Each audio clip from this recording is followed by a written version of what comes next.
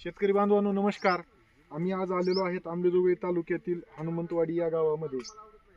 प्रगतिशील शेतकरी केशवभाऊ या ठिकाणी आहेत. तर आम्ही आज या ठिकाणी जे आहे ते जीवामृत तयार करण्याचं प्रात्यक्षिक प्रशिक्षण आमच्या ह्या सगळ्या टीमने जे आहे ते या ठिकाणी केलेलं आहे. तर हे कशा पद्धतीनं केलेलं आहे तर त्या संदर्भात जे आहे ते आम्ही थोडीशी चर्चा जी आहे ते करणार आहेत.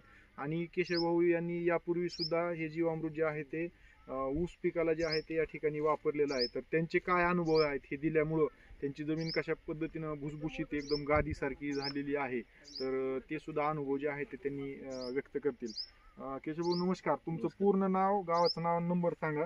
मी केशव रामराव सोनपीर, राहणार हनुमंतवाडी, तालुका अंबाजोगाई, जिल्हा बीड. आपण हे तुमच्या मार्गदर्शनातून साहेबांच्या मार्गदर्शनातून दुसरी टाईम आहे करायची. जेव्हा फर्स्ट टाइम केलं होतं तेव्हा जमीन म्हणजे एकदम भुसभुशीत राहिली आणि पाण्याचा ताण पण सहन करण्यासाठी कार्यक्षम आहे. बर, म्हणजे ह्या जीवामृतचा वापर केल्यामुळं जे काही पाण्याचा ताण असेल किंवा आता जसं जसं ऊन वाढत आहे तर त्या परिस्थितीमध्ये जे आहे ते ह्याचा वापर, जीवामृताचा वापर केल्यामुळं जे आहे ते ऊस पीक जे आहे ते तग धरून जोमदार दिसते. बघा तुम्ही ऊसाची पानं वगैरे बघा तुम्ही. थोडंसं पलीकडे दाखवा. तर बघू शकता शेतकरी बांधवांनो की कशा पद्धतीने जे आहे ते आता उन्हाळ्याचा प्रकोप वाढला असताना सुद्धा जे आहे ते एकदम तजेलदार असं पीक जे आहे ते आपल्याला या ठिकाणी जे आहे ते दिसत आहे. तर आता ही जी काही जीवामृत आपण तयार केलं तर कशा पद्धतीने केलं आणि काय काय निविष्ठा आपण घेतल्या? हे तयार करताना याच्यामध्ये आपण 10 किलो देशी गाईचं गोमूत्र घेतलेलं आहे. त्याचबरोबर 10 किलो गाईचं शेण घेतलेलं आहे, 2 किलो बेसन पीठ घेतलेलं आहे आणि 4 किलो त्याला गुळ घेतलेला आहे. हे सर्व द्रावण एकदम एकजीव करून त्या 200 लिटरच्या बॅगरमध्ये झाडाखाली ठेवलेलं आहे याला, जेणेकरून ऊन लागू नये. ओके. आणि आपलं द्रावण हे चांगल्या पद्धतीनं काम करतं. तर आता हे करत असताना शेण डायरेक्ट तुम्ही वापरलं का त्याला काय केलं? नाही, आपण शेण एका बकेटामध्ये घेतलं, त्याला पूर्ण प्रॉपरली कुजवलं मॅन्युअली हाताने आणि गुठळ्या फोडून घेतल्या पूर्ण. त्यामध्ये गुठळी राहू दिली नाही, रबडी तयार करून त्यात मिक्स केलंय. त्याचप्रमाणे गुळ एकदम बारीक बारीक वाटून टाकला. हो. आणि त्या बेसन पिठाचे पण ते बबल्स होऊन त्या ह्याच्यासाठी एका बकेटामध्ये घेऊन त्याचे पूर्ण पाणी घेऊन जे आहे ते त्याचं सगळं व्यवस्थित मिक्स करून घेतलं. तुम्ही बघू शकता याच्यामध्ये अलीकडे या, त्याच्यामध्ये एकही बेसन पिठाची गुठली दिसणार नाही तुम्हाला. या ठिकाणी शेतकरी बांधवांनो मी थोडस जवळून दाखवेन. बेसन पिठाची गुठली वगैरे याच्यात काही नाहीये. म्हणजे तवंग जर आपण पाहिला तर कुठल्याही प्रकारचं ह्याच्यावर जे आहे ते अशा पद्धतीनं दुसरं काही असं बबल्स किंवा हे असं आलेलं नाहीये. आणि ह्या पद्धतीने जे आहे ते आपण हे जीवामृत तयार करायचं आहे. तर आता ह्याचा वापर करत असताना तुम्ही कशा पद्धतीनं केलेला आहे?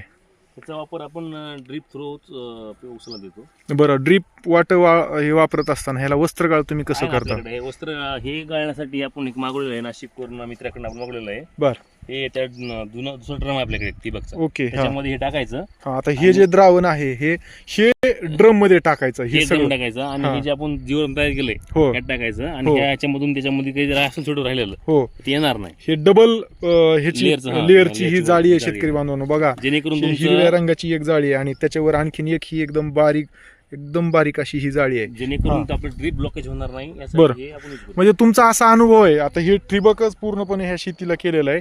तर ह्या ठिबक मध्ये काही चॉकअप व्हायचं किंवा काय असे तुमचे अनुभव? पाण्यासारखं एकदम बाहेर येतं, पाण्यासारखं येतं. त्याच्यामधून काही शेण वगैरे असेल थोडं राहिलं तर ते बिलकुल बाहेर येतं. ओके. तर हे तुम्ही बॅलर मध्ये घेता आणि ते बॅलरला तुट्टी आहे का? ते कसं आपण ते हे आपल्या वेंचुरीचा पाईप त्याचे सोडतात? ओके.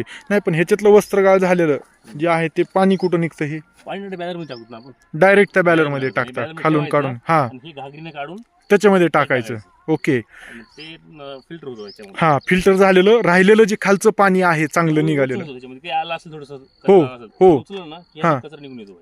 ओके. म्हणजे कचरा सगळा जो काही किंवा राहिलेले जे पार्टिकल जे ठिबक वाटत जाऊ शकत नाही ते ह्याच्यातच राहतात, पण ह्याच्यातलं पाणी सगळं त्या बॅलर मध्ये राहतं. आउटपुट जे येणार आहे तुम्हाला ब्लॉकेज व्हायचा काय ह्याच्यामध्ये प्रश्नच येत नाही. ओके.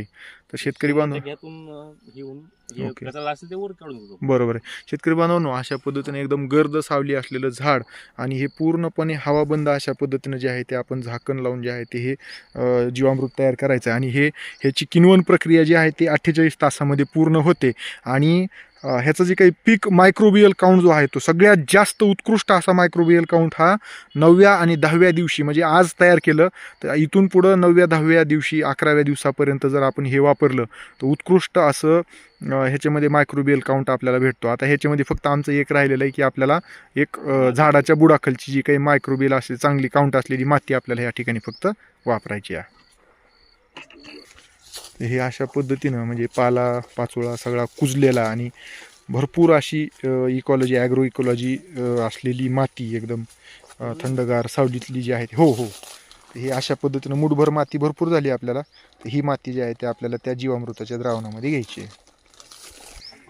ओके, तर ही माती जी आहे ते आपण ह्याच्यामध्ये टाकून काठीनं द्रावण जे आहे ते पूर्णपणे व्यवस्थित नंतर ढवळून घ्यायचं आहे आणि हे क्लॉकवाईज अशा पद्धतीनं आपल्याला हे ढवळून घ्यायचं आहे.